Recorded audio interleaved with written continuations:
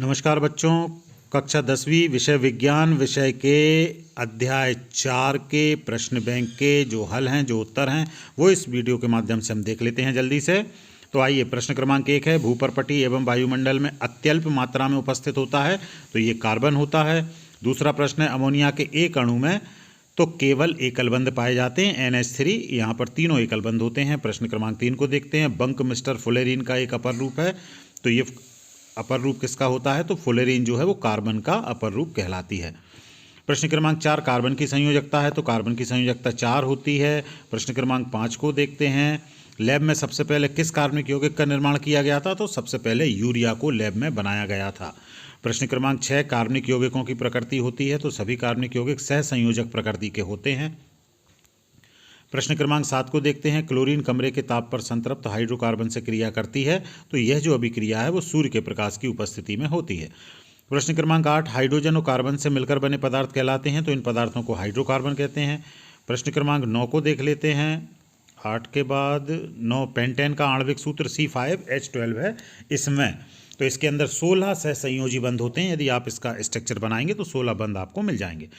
प्रश्न क्रमांक 10 देखते हैं, खाना बनाते समय यदि बर्तन की तली बाहर से काली हो रही है, इसका मतलब है कि ईंधन पूरी तरह से जला नहीं है, ईंधन का अपूर्ण दहन हुआ है, इसलिए वो तली काली हो रही है।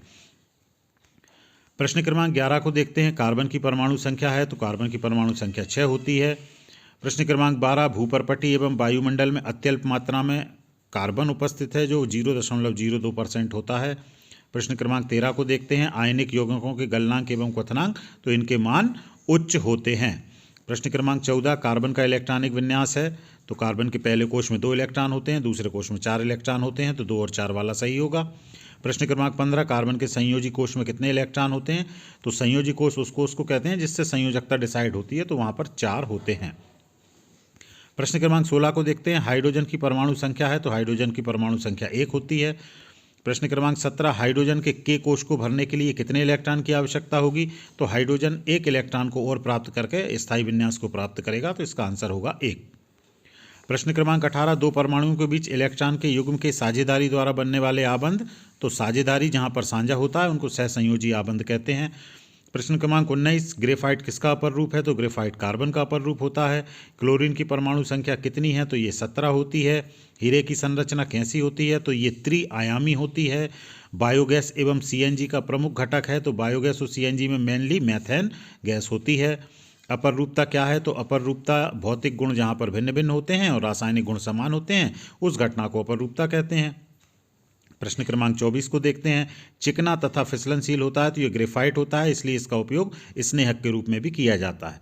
प्रश्न क्रमांक 25 है, संश्लेषित हीरे को बनाया जाता है तो उच्च ताप और दाब पर यदि आप ग्रेफाइट को कंप्रेस करते हैं तो वो हीरे में बदल जाता है, तो इसका आंसर होगा 3 वाला, उच्च ताप एवं दाब। प्रश्न क्रमांक 26 को देखते हैं, ऑक्सीजन को अष्टक पूर्ण करने के लिए कितने इलेक्ट्रॉन की आवश्यकता होती है? तो यहाँ पर जो विकल्प दिए हैं उनमें कुछ मुझे संशय लग रहा है, मैं इसका आंसर 2 होगा, क्योंकि 2 इलेक्ट्रॉन को प्राप्त करके ऑक्सीजन का अष्टक पूरा हो जाएगा। अगले प्रश्न को देखते हैं, निम्नलिखित में से किस तत्व में श्रृंखलन की क्षमता अधिक होती है? तो वो कार्बन के अंदर होती है। ये आपके अध्याय 4 के प्रश्न उत्तर हो गए। ये मेरे YouTube चैनल को यदि आपने सब्सक्राइब नहीं किया है तो उसे कर लें, बाकी के पार्ट के आंसर्स भी आपको वहाँ पर उपलब्ध होंगे। बहुत बहुत धन्यवाद सभी को।